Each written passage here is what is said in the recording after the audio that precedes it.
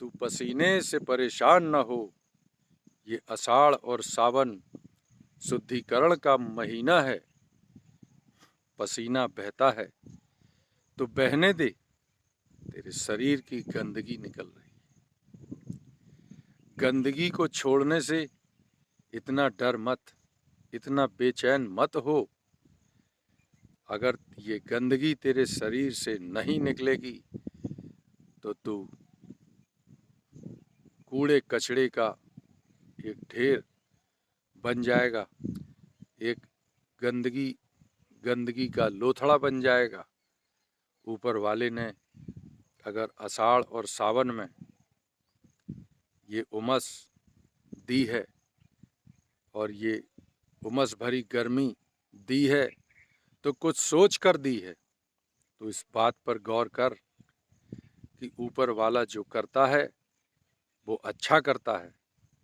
अगर ये आषाढ़ और सावन में इतनी उमस है, इतना पसीना बह रहा है, तो इसका भी कोई मतलब है।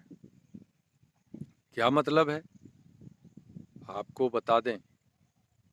लोग पसीना बहाने के लिए मेहनत करते हैं, जॉगिंग करते हैं, जिम जाते हैं, पैसा खर्च करते हैं, लेकिन ऊपर वाले ने आषाढ़ और सावन के 2 महीने हम लोगों को ऐसे दिए हैं कि जिसमें ना हमको पसीना कोई दौड़ने की ज़रूरत है, ना हमको व्यायाम करने की ज़रूरत है, ना हमको जिम जाने की ज़रूरत है।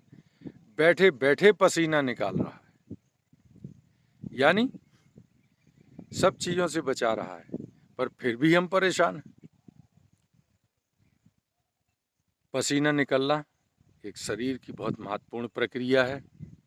आप लोग समझते हैं, जो बायोलॉजी के स्टूडेंट हैं वो भली भांति जानते हैं कि पसीना कैसे निकलता है।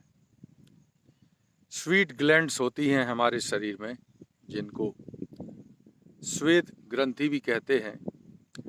वो पसीना का सृजन करती हैं और उनकी संख्या हमारे शरीर में 20 से 40 लाख होती है। और ये जो पसीना बहता है ये शरीर का तापमान नियंत्रण करने के लिए ही ऊपर वाले ने एक व्यवस्था रखी है। और साथ में इसमें जो हमारे शरीर में जितने टॉक्सिन भरे हुए हैं, जो जमा होते रहते हैं, इन 2 महीनों में आषाढ़ और सावन में सारे स्वतः निकल जाते हैं और हम शुद्ध हो जाते हैं। हमारा शरीर साफ हो जाता है, अंदर से टॉक्सिन से मुक्त हो जाता है। जो जहर, जो नुकसानदेह चीज़ें हैं हमारे लिए, कूड़ा कचरा है, अपशिष्ट पदार्थ हैं, सारे के सारे बाहर निकल जाते हैं। फिर उसके बाद जाड़े का महीना आता है, जिसे हेल्दी सीजन कहते हैं। बढ़िया सेहत बनाइए। तो साल भर जाड़े के बाद फिर गर्मी आती है। तो ये जो प्रक्रिया चलती है, 4 सीजन हमारे हिंदुस्तान में ऊपर वाले ने दिए हैं, भोलेनाथ ने दिए हैं, तो वो कुछ सोच कर ही दिए हैं। इस पसीने से परेशान ना होइए आप लोग। ये पसीना बहुत कीमती है, आपके लिए बहुत वरदान है। शरीर से जब पसीना निकलता है तो पता है आपको, जब आप शुद्ध हो जाते हैं तो ये शरीर के जिन छिद्रों से पसीना निकलता है वो छिद्र सारे खुल जाते हैं, शुद्ध हवा लेते हैं, ऑक्सीजन भी देते हैं।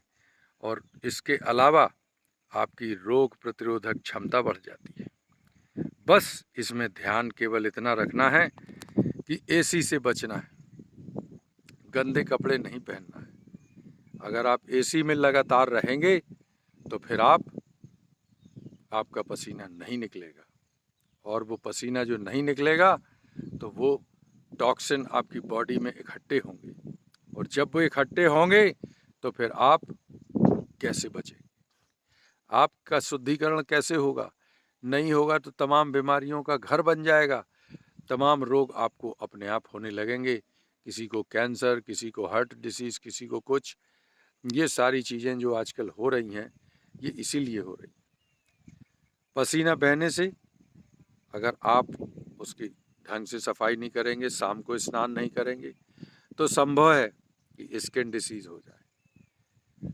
थोड़ी खुजली हो सकती है, तो उसके लिए हल्के कपड़े पहने, ढीले कपड़े पहने, उससे कोई दिक्कत नहीं है।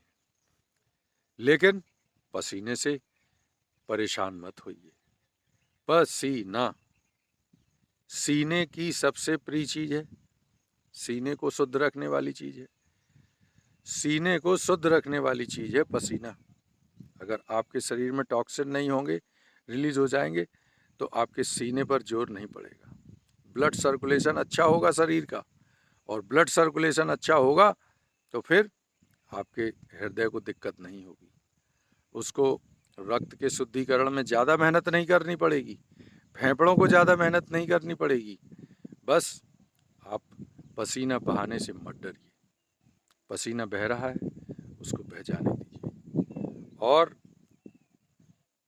ऐशो आराम की ज़िंदगी को त्यागना ही होगा। क्योंकि ये जितनी चीज़ें आ गई हैं, पसीने से घबराए तो समझ लीजिए ज़िंदगी से घबराए। जय जय बुंदेलखंड, जय जय भारत खंड। आप लोगों को पसीने के बारे में, पसीने के महत्व के बारे में बताना बहुत आवश्यक था। क्योंकि आज जहाँ जाओ वहीं हर जगह आदमी, टेम्परेचर कम है लेकिन टेम्परेचर 36, 37 है, लेकिन वो गर्मी से ऐसे परेशान है जितना 45 डिग्री में परेशान नहीं था। क्यों? क्योंकि पसीना बह रहा है। पर ये नहीं समझ रहा वो कि ये पसीना हमारे शुद्धिकरण के लिए, ऊपर वाले ने एक ऐसी प्राकृतिक प्रक्रिया बनाई है, नेचुरल प्रोसेस बनाई है, जिसके में पसीना बहाने के लिए हमको कुछ भी मेहनत नहीं करनी है, बस वो स्वतः ही अपने आप निकल रहा है। और ये सौभाग्य सिर्फ हम लोगों को प्राप्त है।